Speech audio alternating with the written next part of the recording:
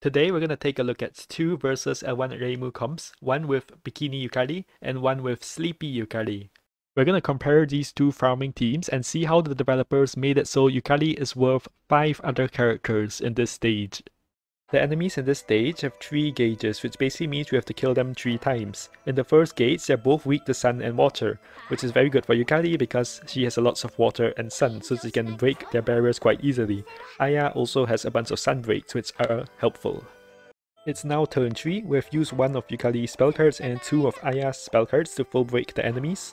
And now they do have a lot of HP, but we're gonna use Aya's spell card 1, which has Human Killer, meaning that it always crits against humans. So this is going to do tons of damage to these enemies and kill them off. Aya is also going to help with her spell card.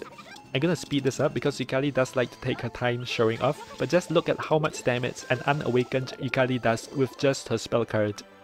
Now let's take a look at how this other team deals with the first gauge. So Hunter x Hunter has a bunch of water breaks, and Otohime has a bunch of water breaks, and that's what we're going to be using to full break these enemies. But we need to do lots of damage as well. We're going to use Otohime's last word for that, and in order to do that we need to set her up with lots of buffs like Yang attack and crit attack. So that's what Sakuya is doing here. I need her later on in the fight, but right now I'm just using her for the story cards on her spell cards, like this one which gives party-wide spirit power, and this one which gives party-wide Yang attack. So these effects are going to buff Otohime to make sure she does enough damage. I'm also using cards like party-wide crit attack over here, as well as party-wide barrier up so that I can graze. And all these buffs will make Otohime do enough damage with her last word to kill off the enemies. It's now turn 4, we've used 3 spell cards on each friend.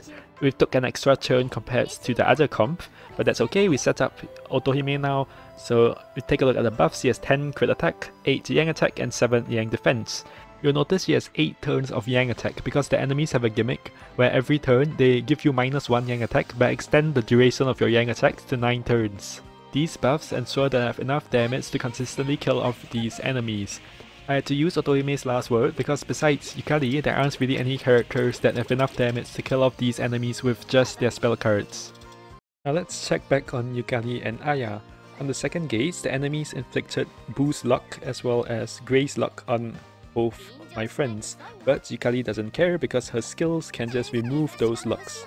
So now the boost luck and grace luck is gone. And one more thing is that the enemies have changed their weakness, so Reimu is now only weak to water and Melissa is only weak to sun. We're gonna use a few of Yukari's shots in order to break these enemies, as well as Aya's spell cards which have sun breaks.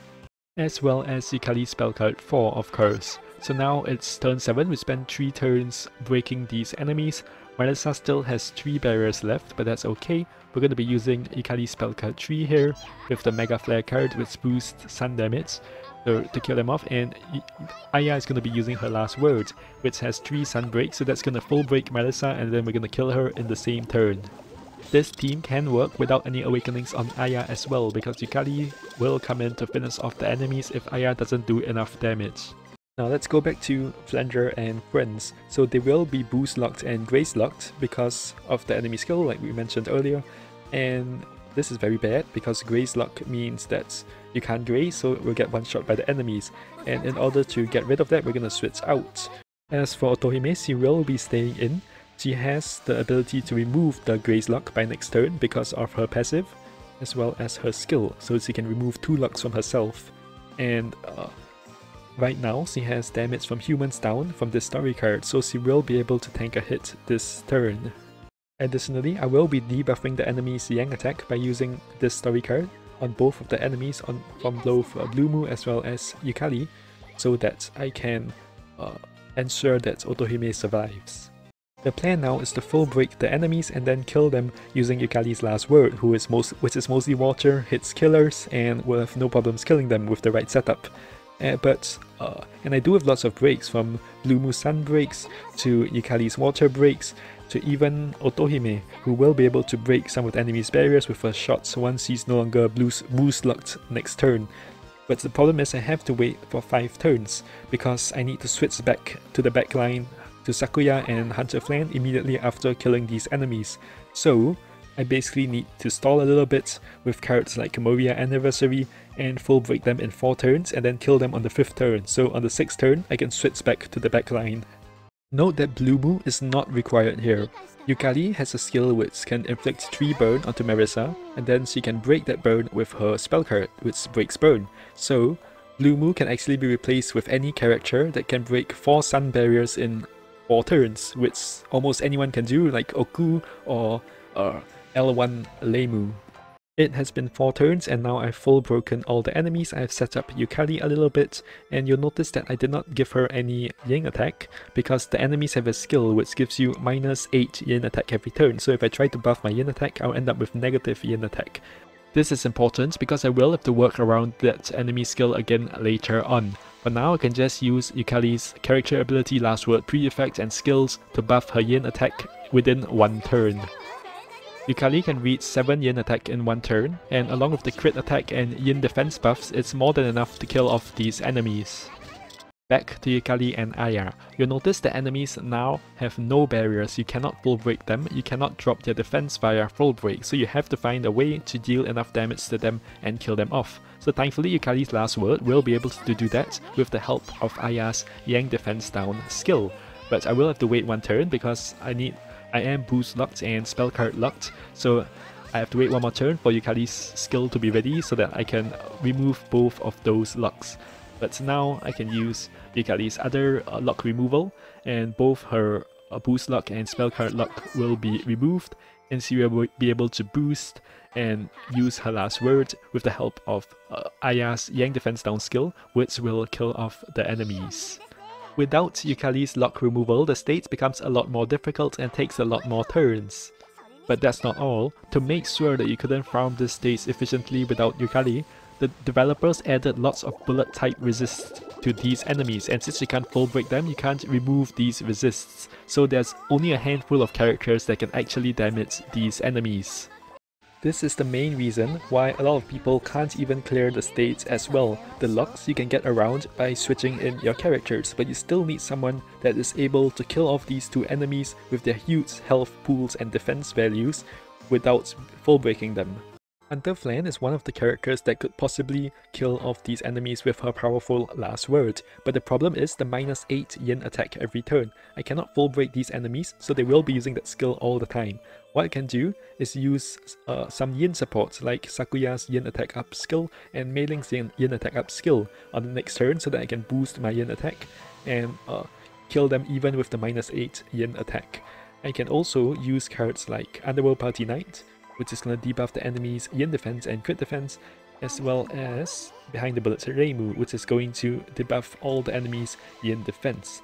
I'm also going to use Magician's Brew on Sakuya's spell card so that I can boost her agility, and on the next turn she will be able to outspeed our Hunter Flan and use her last word before Flan with this card, which will boost Flan's yin attack further. Well, Yukari can deal with this quite easily. It takes me 3 whole characters just to deal with this last gauge. This is not good stage design. The guards limit the characters you can use, which is not fun, and you end up needing very specific characters and story cards in order to deal with this. Anyway, we've finally reached the last turn. Sakuya's skill can debuff the enemy's yin defense even further, as well as raise my yin attack, as well as Mei Ling's skill for more yin attack. I'm going to use some of Render's skills as well. And now at this point, the enemy's Reimu has -10 yin defense, and Marisa I think -7, because Marisa is weak to water, so Flander will have an easier time dealing damage to her because her last word is half water. So I am going to be using, as I said, I will be using Sakuya's last word, which is going to buff yin attack a little bit further, because the enemies will do -8 yin attack, so I have to stack lots of yin attack.